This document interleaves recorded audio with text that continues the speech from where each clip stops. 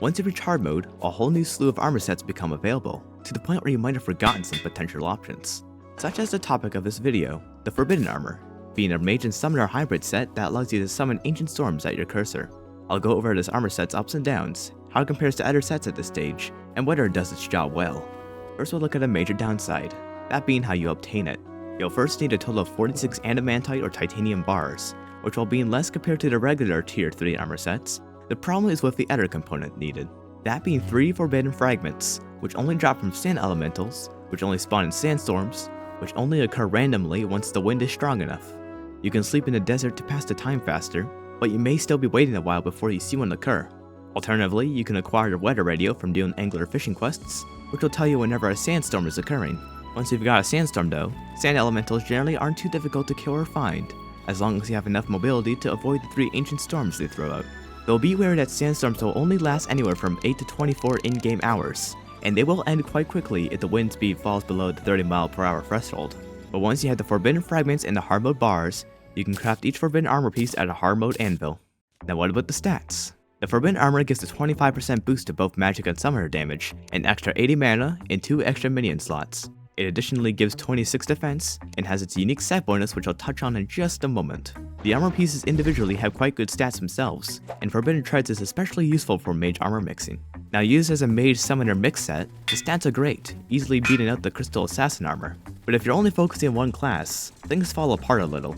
On the magic side of things, you may have noticed a severe lack of magic critical chance, which puts it at a big disadvantage against basically every other hard mode magic set.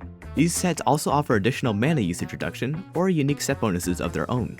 On the summoner side of things, Forbidden Armor is against the much easier to obtain Spider Armor, which only requires killing some spiders. Now things may seem bleak for Forbidden Armor, but now is a great time to mention its set bonus, the Ancient Storm. By double tapping down or up, you can use up to 20 mana which summons a beam towards the cursor that summons an Ancient Storm on the closest vertical ground below. Note that the beam that summons the Ancient Storm cannot pass through blocks.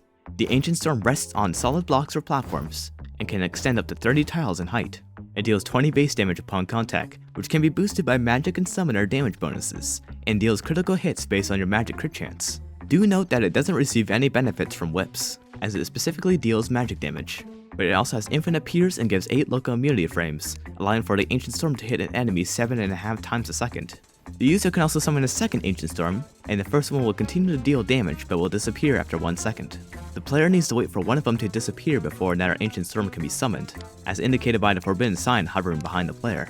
An Ancient Storm will also disappear if 15 seconds pass from when it was placed, and if it deals over 30 hits, then it will stop dealing damage and disappear then as well. But will the Ancient Storm be enough to carry Forbidden Armor past its main competitors? Let's start on the mage side of things, where we'll compare against Adamantite armor. Our first use case is against the Destroyer, where the Ancient Storm can be summoned repeatedly on the Destroyer segments. Without the set bonus, Forbidden Armor falls behind quite a bit, but with Ancient Storm it's ever so slightly in Forbidden Armor's favor.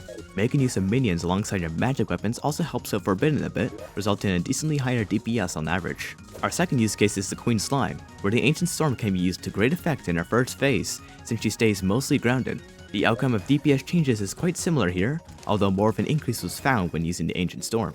The usage of a minion such as Sanguine is also more beneficial here, since minions without whips didn't do great on Destroyer compared to this more single target boss.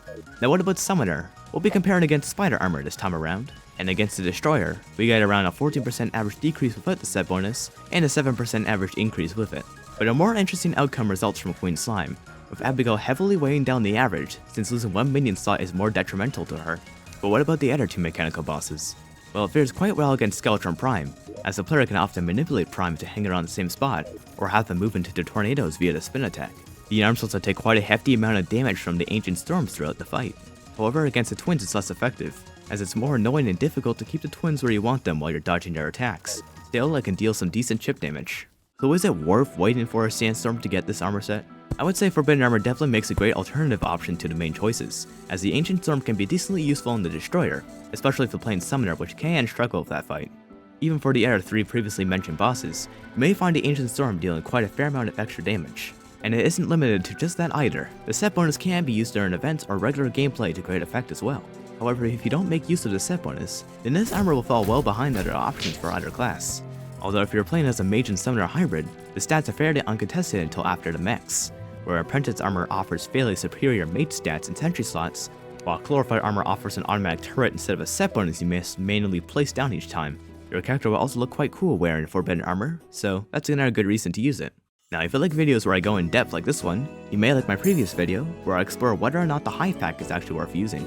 And if you want to know when I post more videos, feel free to subscribe. I'd also like to thank the 2 channel members we currently have. Good job guys. Thanks for watching.